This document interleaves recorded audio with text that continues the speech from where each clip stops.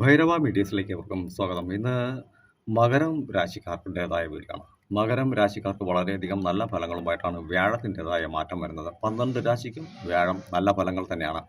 കൂടുതൽ കുറവ് എന്ന് മാത്രം പറയാം. അതായത് ശുക്രൻ 12 രാശിയിൽ എവിടെ നിന്നാലും ശരി നമുക്ക് ആവശ്യത്തിനുള്ള ധനം തന്ന് സഹായിക്കും. അതായത് പട്ടിണി കിടത്തില്ല എന്നുള്ളതാണ് വാസ്തവം.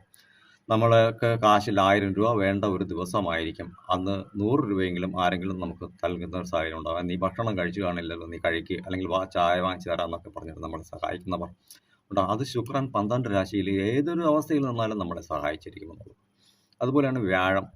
ഇപ്പോൾ ബലമില്ലാത്ത ഒരു സാഹചര്യത്തിൽ ഈ മിഥുനം രാശിക്കുള്ളിൽ സഞ്ചാരം നടത്തുന്ന ആ വ്യാഴത്തിനെ കൊണ്ട് ഒന്നിനും നിവൃത്തിയില്ല. കാരണം വായും കയ്യും കാലും കെട്ടിയ ഒരാളിനെ കൊണ്ട് ഒന്നും നടക്കില്ല.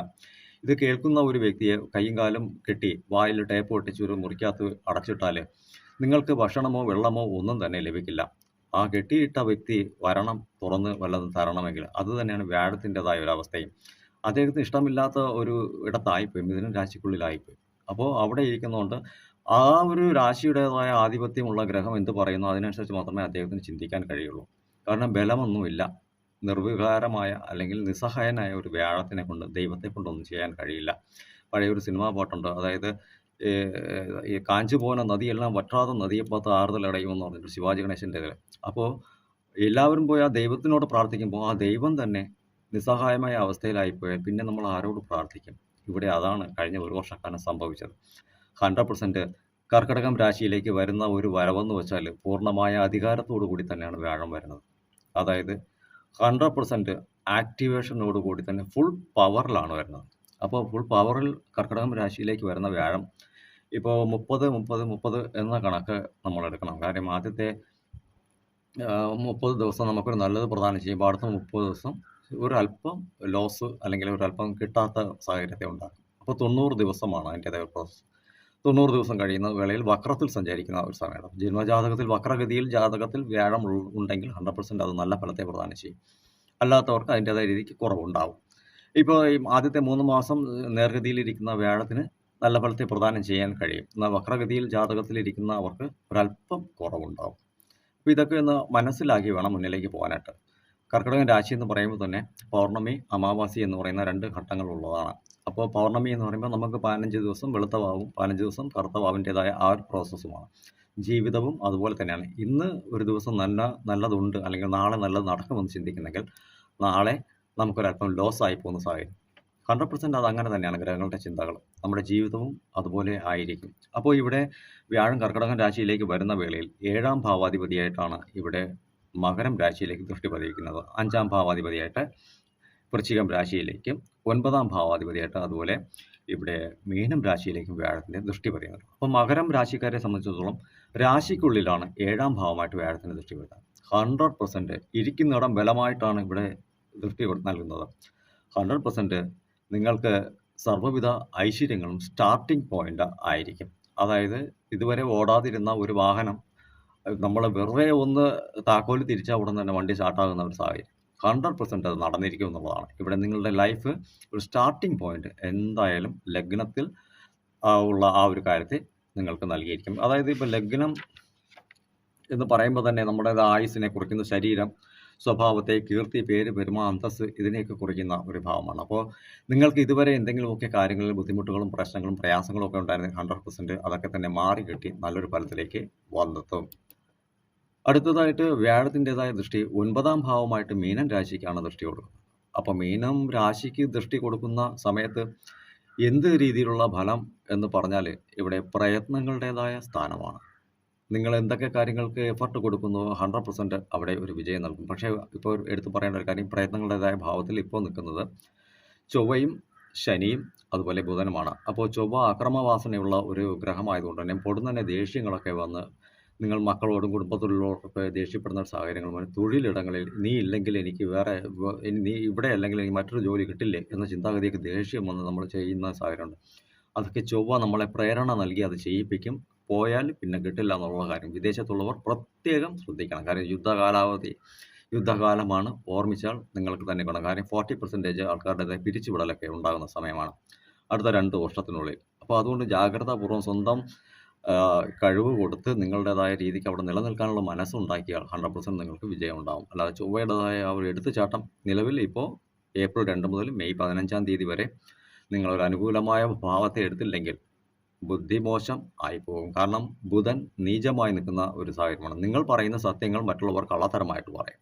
നീ പറയുന്നത് കള്ളമാണ്, നീ കള്ളമാണ് ചെയ്തതെന്ന് പറയുന്ന സാഹചര്യം ഇവിടെ വരും. സ്ത്രീകളാണെങ്കിലും പുരുഷനാണെങ്കിലും 100% ഈ ഒരു കാര്യം അവിടെ നടക്കും. ഭാര്യ ഭർത്താവിനോട് ഒരു കാര്യം പറയുമ്പോൾ ഇപ്പോൾ മകരം രാശിക്കാരിയാണ് ഭർത്താവിനോട് ഒരു കാര്യം പറയുന്നത്. ഭാര്യ പറയുന്നത് സത്യമായിരിക്കും. പക്ഷേ നീ എന്നോട് പല കാര്യങ്ങൾ ഒളിച്ചു വെക്കുന്നു, കള്ളം പറയുന്നു എന്ന് ഭർത്താവ് പറയുന്ന സാഹചര്യമാണ്. അപ്പോൾ തർക്കങ്ങളുണ്ടാവും. അപ്പോൾ എന്ത് ചെയ്യും? കൈയും കാലും നീട്ടി അടിയും പിടിയും വഴക്കിലേക്കും ചെന്നെത്തുന്ന സാഹചര്യം ഉണ്ട്. കുടുംബം പിരിയുന്ന സാഹചര്യം. അപ്പോൾ ഇതൊന്ന് ഇത്രയും കാലാവധി ഒന്ന് മനസ്സിലാക്കണം.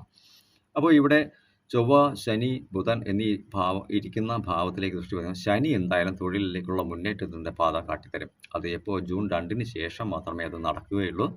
അല്ലെങ്കിൽ മെയ് മാസം 26-ാം തീയതി കഴിയുമ്പോൾ നിങ്ങൾക്കത് സ്റ്റാർട്ടായി തുടങ്ങും. അത് നിങ്ങൾക്ക് തന്നെ ഓട്ടോമാറ്റിക്കായി മനസ്സിലായി. ഇതുവരെ എന്തെങ്കിലും ഒരു കാര്യം കിട്ടാതെ ഇരിപ്പുണ്ടെങ്കിൽ, തൊഴിൽപരമായ രീതിയിൽ ബുദ്ധിമുട്ടുണ്ടെങ്കിൽ അതൊക്കെ മാറിക്കിട്ടും. മെയ് 26-ാം തീയതിക്ക് ശേഷം. ജൂൺ 2-ാം തീയതിയാണ് മലയാള പഞ്ചാംഗ പ്രകാരം വ്യാഴം മാറുന്നത്. എൻ്റെ കണക്ക് പ്രകാരം മെയ് 26-ാം തീയതിക്ക് അതിൻ്റെ സ്റ്റാർട്ടിംഗ് പോയിന്റ് ആവും.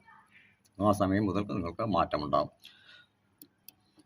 അതുപോലെ രാശിയുടേതായ 7-ാം ഭാവത്തിലാണ് വ്യാഴം നിലവിൽ സ്ഥിതി ചെയ്യാനായിട്ട് പോകുന്നത്, കർക്കിടകം രാശികൾ. അപ്പോൾ 7-ാം ഭാവത്തിൽ വ്യാഴം പരിപൂർണമായ ബലത്തിലേക്ക് വരുന്ന സമയത്ത് നിങ്ങൾക്ക് എന്തൊക്കെ കാര്യങ്ങൾ നടക്കുമെന്ന് വെച്ചാൽ, ഇവിടെ ഭാര്യ ഭർത്താവ് തമ്മിലുള്ള ആ ഒരു ബന്ധത്തിൽ വളരെയധികം ഐക്യത ഉണ്ടായിരിക്കും.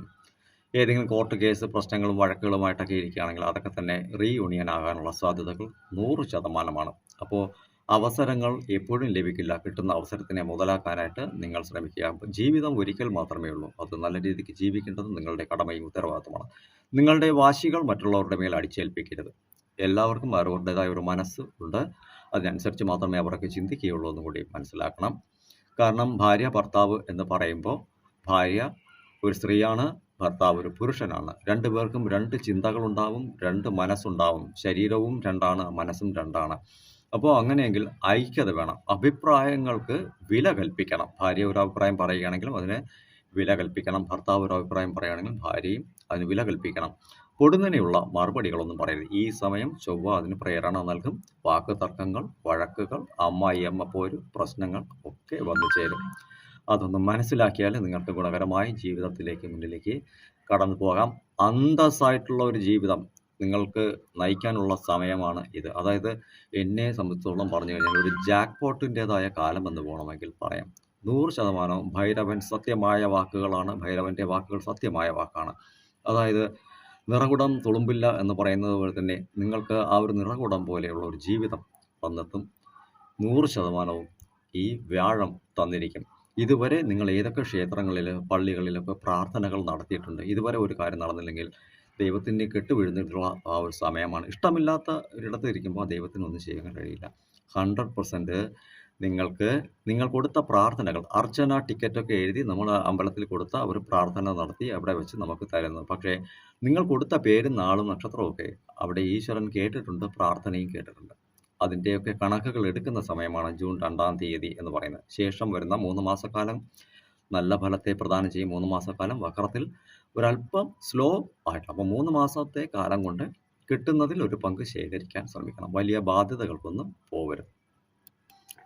മകരം രാശിയിൽ പിറന്ന ആരുടെയെങ്കിലും മക്കൾക്ക് വിവാഹമൊക്കെ നടക്കാതെ അതിൻ്റെതായ ദുഃഖാവസ്ഥകളൊക്കെ ഉള്ള സാഹചര്യത്തിലൂടെ സഞ്ചരിക്കുന്നെങ്കിൽ 100% അവർക്ക് വിവാഹം നടന്നിരിക്കും.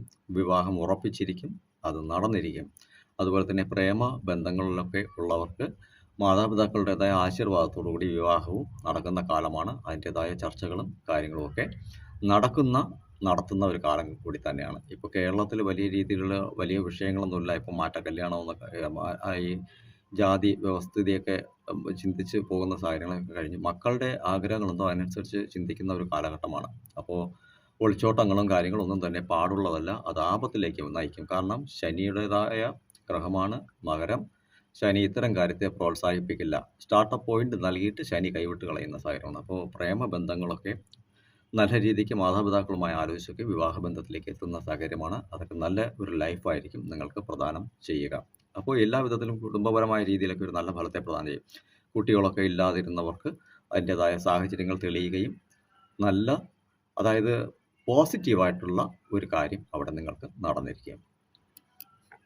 ജാക്ക്പോട്ട് എന്ന് ഞാൻ പറഞ്ഞിരുന്നു. കാരണം 2ാം ഭാവവും 5ാം ഭാവവും നമുക്കെപ്പോഴും വളരെയധികം വിലപ്പെട്ട ഒരു ഇടമാണ്. അപ്പോൾ അവിടെ നിങ്ങളുടെ രാശിക്ക് 2ൽ നിൽക്കുന്നത് സർപ്പമാണ്. അതെന്തായാലും നിങ്ങളെ ടോപ്പ് അപ്പ് ചെയ്യാനായിട്ട് പ്രോസസ്സ് ചെയ്യും. അതായത് നീ ഇറങ്ങിക്കോ എന്ന് പറഞ്ഞ് നമ്മളെ ടോപ്പ് അപ്പ് ചെയ്യാനുള്ള സാഹചര്യം 100% അവിടെയുണ്ട്. അതുകൊണ്ട് തന്നെ ഇവിടെ 5ാം ഭാവമായിട്ട് വ്യാഴത്തിന് ദൃഷ്ടി പതിയുന്നത് ഇവിടെ വൃശ്ചികം രാശികളിലാണ്. വൃശ്ചികം രാശി എന്ന് പറയുന്നത് മകരം രാശിക്ക് 11ാം ഭാവമായ ലാഭസ്ഥാനമാണ്. അപ്പോൾ ഇവിടെ പ്രയത്നങ്ങളുടേതായ സ്ഥാനത്തിൽ നമ്മൾ ആർജവത്തോടുകൂടി മീനൻ രാശിയിൽ പതിയുന്ന 9ാം ഭാവമായി ഭാഗ്യാധിപതിയായി വ്യാഴത്തിന് ദൃഷ്ടി പതിയുന്ന ഇടത്ത് നമ്മൾ ആർജവമായ രീതിയിൽ ഇറങ്ങുന്ന സമയം ഇവിടെ അഗ്രസീവായ രീതിയിൽ 2 വിധത്തിൽ വരുമാനം ലഭിക്കുന്ന സാഹചര്യങ്ങളുണ്ടാകും. അതായത് തൊഴിലിടത്തിൽ ഇപ്പോൾ റിയൽ എസ്റ്റേറ്റ് സംബന്ധപ്പെട്ട ബിസിനസ്സൊക്കെ ചെയ്യുന്ന വ്യക്തികൾക്കൊക്കെ ആണെങ്കിൽ 100% നിങ്ങൾക്ക് അതിൽ നിന്നും കമ്മീഷൻ കിട്ടും. അല്ലെങ്കിൽ ഒരാളെ ചൂണ്ടിക്കാണിച്ച് കൊടുക്കുന്ന ഇടത്ത് അതായത് നിങ്ങൾ ഇന്ന ആളിനെ കണ്ടോളൂ എന്ന് പറഞ്ഞിരുന്നാൽ പോലും നിങ്ങൾക്ക് അതിൽ നിന്നും കമ്മീഷൻ പോലുള്ള കാര്യങ്ങളൊക്കെ കിട്ടുന്ന സാഹചര്യമുണ്ട്. അപ്പോൾ ഒരു ഓട്ടോറിക്ഷ ഓടിക്കുന്ന ഒരു വ്യക്തിയാണെങ്കിൽ പോലും അയാൾക്ക് ഇന്ന ഇടത്ത് പോയാൽ നമുക്ക് ഇന്ന ആളെ കാണാം, നിങ്ങൾക്ക് ആവശ്യമുള്ള വസ്തുവിൻ്റെ കാര്യങ്ങളൊക്കെ അറിയാം എന്നൊക്കെ പറഞ്ഞു കഴിഞ്ഞാൽ അവർക്ക് 2 ഇടത്തു നിന്നും കാശ് കിട്ടും. ആ ഓട്ടോ ഓടിച്ച് പോകുന്ന ഇടത്ത് അയാളുടേതായ വണ്ടി കാശ് കിട്ടും. അവിടെ ഏജൻറ്റിനെ മുട്ടിച്ചു കൊടുക്കുന്നിടത്ത് നിന്നും കാശ് കിട്ടും. അപ്പോൾ ഇവിടെ ലാഭമെന്ന് പറയുന്നത് 100% ഉണ്ട്. ഒരു വഴിക്ക് അല്ലെങ്കിൽ മറ്റൊരു വഴിക്കും നിങ്ങൾക്ക് ലാഭം വന്നു ചേരാം. അപ്പോൾ പൊതുവായിട്ട് പറഞ്ഞാൽ ഈ മകരം രാശിക്കാർക്ക് ജാക്ക്പോട്ടിൻ്റെതായ ഒരു കാലഘട്ടം തന്നെയാണ് ഈ വരുന്ന 2026 ജൂൺ 2ാം തീയതിക്ക് ശേഷം വരാനിരിക്കുന്നത്. അപ്പോൾ ഇവിടെ ചിന്തിക്കേണ്ടത് 90, 90, 90, 90 അതായത് 4 കണക്കായിട്ട് എടുക്കണം. ആദ്യത്തെ 3 മാസം നമുക്കൊരു നല്ലത് പ്രദാനം ചെയ്യും. അടുത്ത 3 മാസം വക്രത്തിൽ പോകുമ്പോൾ നമുക്കൊരു സ്ലോ മോഡ് എനേബിൾ ചെയ്യും. അടുത്ത 3 മാസം നല്ലത് പ്രദാനം ചെയ്യും. അടുത്ത 3 മാസം വീണ്ടും ഒരു സ്ലോ മോഡ് എനേബിൾ ചെയ്യും. അപ്പോൾ ഈ ഒരു പ്രോസസ്സിനെ കാണുമ്പോൾ ആദ്യം കിട്ടുന്നതിനനുസരിച്ച് നിങ്ങൾ ചിലവുകളൊക്കെ അധികരിച്ചു കൊണ്ടുവന്നാൽ പിന്നീട് കൈവിട്ടു പോകുന്ന സാഹചര്യം വരും. വാവിട്ട വാക്കുകൾ കൈവിട്ട ആയുധത്തേക്കാൾ മൂർച്ചയുള്ളതാണെന്ന് പറയും. 100% അതുപോലെ തന്നെയാണ്. അതുകൊണ്ട് വാക്കുകളൊക്കെ ഉപയോഗിക്കുമ്പോൾ വളരെ സൂക്ഷിക്കണം. ആരുടെ കാര്യത്തിലും ആവശ്യമില്ലാതെ ഇടപെട്ട് സംസാരിക്കാൻ പോകരുത്. നിങ്ങൾ പലപ്പോഴും പലരോടും പറയാറുണ്ട്, എനിക്ക് അയാളെ അറിയാം, ഇയാളെ അറിയാം, നമുക്ക് വിളിക്കാം എന്നൊക്കെ പറയും. നിങ്ങൾക്കൊരു പിണ്ണാക്കും അറിയില്ലായിരിക്കും. കാരണം ആ കൂടെ ഉള്ള ഒരു വ്യക്തിക്ക് അറിയുന്ന കാര്യത്തെയായിരിക്കും നമ്മളവിടെ പ്രോസസ്സ് ചെയ്യുക. അത്തരം വാക്കുകൾക്കൊന്നും പോകരുത്. നിങ്ങൾക്ക് കഴിയുന്നതെന്തോ അതുമാത്രം ചിന്തിക്കുവാനും പ്രവർത്തിക്കാനും കഴിയുക. അതുപോലെ വാക്കുകൾ കൊടുക്കരുത് ആർക്കും. കാര്യം നിങ്ങളുടേതായ ഒരു ഇതിനനുസരിച്ച് ഇപ്പോൾ കുംഭം രാശിയും ശനിയുടെ വീടാണെങ്കിൽ കൊടുത്ത വാക്ക് പാലിക്കാൻ കഴിയാതെ വരും. കാര്യം സർപ്പമാണ് അവിടെ. നീ വാക്ക് കൊടുത്തോളൂ എന്ന് സർപ്പം പ്രേരിപ്പിക്കും. പക്ഷേ കേതു അവിടെ സപ്പോർട്ട് ചെയ്യില്ല. കാരണം ഇവിടെ കേതു ഇരിക്കുന്നത് ചിങ്ങം രാശിയിലാണ്. അതായത് വ്യാഴം ഇരിക്കുന്നതിൻ്റെ 2ാം ഭാവത്തിലാണ്. അപ്പോൾ ഇവിടെ നമ്മൾ കുടുംബത്തിനുള്ളിൽ നമ്മൾ എന്തെങ്കിലുമൊക്കെ വാക്ക് കൊടുക്കാനായിട്ട് പോയാൽ അവിടെ പ്രാബല്യത്തിൽ വരില്ല. അത് പാലിക്കാൻ കഴിയില്ല. നിങ്ങളുടെ ആവശ്യം മാത്രമായിരിക്കും ആ കാലഘട്ടത്തിൽ നടക്കുക. ആർക്കും ഒരു വാക്കും കൊടുക്കരുത്. അതുപോലെ ധനത്തിനെക്കുറിച്ചും കുടുംബത്തെക്കുറിച്ചും നിങ്ങൾ ചെയ്യുന്ന തൊഴിലിനെക്കുറിച്ചൊന്നും ആരോടും പോയി വെളിപ്പെടുത്തരുത്, പറയുകയും ചെയ്യരുത്. പുതിയ കാര്യങ്ങൾ എന്തെങ്കിലും ചെയ്യുകയാണെങ്കിൽ അതിനെക്കുറിച്ചും ആരോടും പറയാതിരിക്കുന്നതായിരിക്കും ഉചിതം. പൊതുവിൽ ജാക്ക്പോട്ട് തന്നെയാണ്. അനുസരിച്ച് ചിന്തിച്ച് പ്രവർത്തിച്ചാൽ നല്ല ഫലത്തെ നിങ്ങൾക്ക് ഉണ്ടാക്കാനായിട്ട് കഴിയും. നിങ്ങൾ വിചാരിച്ചാൽ മാത്രമേ അത് നടക്കുകയുള്ളൂ. ഞാൻ ഇന്നതേ ചെയ്യൂ എന്ന രീതിക്കിരുന്നാൽ ഈ പറയുന്ന കാലഘട്ടങ്ങളൊക്കെ തന്നെയും നിങ്ങൾക്ക് മറ്റുള്ള കാലഘട്ടങ്ങൾ പോലെ ആയിരിക്കും. നമുക്ക് എന്തൊരു തൊഴിലും ചെയ്യാനുള്ള മനോഭാവത്തോടു കൂടി ഇപ്പോൾ തന്നെ എത്രയോ ആൾക്കാർ ഉയർന്ന കമ്പനികൾ ഇട്ടിരുന്ന ആൾക്കാർ പോലും സ്വിഗ്ഗി ഓടുന്നുണ്ട്. തിരുവനന്തപുരം ജില്ലയിലുള്ളവർ എറണാകുളത്ത് പോയി സ്വിഗ്ഗി ഓടുന്നുണ്ട്. അപ്പോൾ മാർഗമല്ല ലക്ഷ്യമാണ് എന്ന ചിന്ത ഭഗവാന്റെ വാക്കുകളെ എടുത്താൽ 100% അവിടെ വിജയിക്കാമെന്നാണ്. ഗൾഫിൽ നിന്നും ഒരു വ്യക്തി നാട്ടിലേക്ക് വന്നിട്ടുണ്ട്. അയാളുടെ കുടുംബം പോലും അറിഞ്ഞിട്ടില്ല. പക്ഷേ അയാൾ അന്തസ്സായിട്ട് കൊച്ചിയിൽ വണ്ടി വാഹനം ഓടിച്ച് അതായത് 12, 16 മണിക്കൂറോളം അയാൾ ജോലി ചെയ്ത് ഗൾഫിനേക്കാളും കൂടുതൽ കാശ് ഇവിടെ ഉണ്ടാക്കുന്നുണ്ട്. നാട്ടിലറിയില്ല. എന്നെ വിളിക്കുന്ന വ്യക്തിയാണ്. അപ്പോൾ അത്തരത്തിൽ മനസ്സ് വേണം നമുക്ക്. ജീവിക്കണം. തമിഴ്നാട്ടിലുള്ള എത്രയോ ആൾക്കാർ ഇവിടെ നിന്ന് ചായക്കട നടത്തി ജീവിക്കുന്നുണ്ട്. അതുപോലെ ഒരു മനസ്സ് നമ്മൾക്കുണ്ടായാൽ നമ്മളിവിടെ ജീവിക്കും. ഇവിടെ ഒരുത്തനും കുപ്പിയോ പാട്ടയോ തകരമോ ഒന്നും പറക്കില്ല. എന്നാൽ മറ്റൊരു ദേശത്ത് പോയി പറക്കുകയും ചെയ്യും. അപ്പോൾ ഇത് കേതു ഇവിടെ നിന്നാൽ നമുക്ക് ദുരിതങ്ങളും ഉണ്ടാകും. നമ്മൾ മറ്റൊരു നാട്ടിലാണെങ്കിൽ കേതു നമ്മളെ ടോപ്പ് അപ്പ് ചെയ്യുകയും ചെയ്യും. അപ്പോൾ ഒന്നും പ്രശ്നകാരമല്ല. നമുക്കുള്ള മനസ്സിനെ തന്ന് മറ്റൊരിടത്തേക്ക് അയച്ച് നീ ജീവിച്ചോളൂ എന്ന് പറയും. ഇത് തന്നെയാണ് ഗ്രഹങ്ങൾ ചിന്തിക്കുന്നത്. അപ്പോൾ ഒരു 9 ഗ്രഹങ്ങളും മോശം ഗ്രഹങ്ങളൊന്നുമല്ല. നമ്മുടെ ചിന്തകളാണ് എപ്പോഴും മോശത്തിലേക്ക് നയിക്കുന്നത്.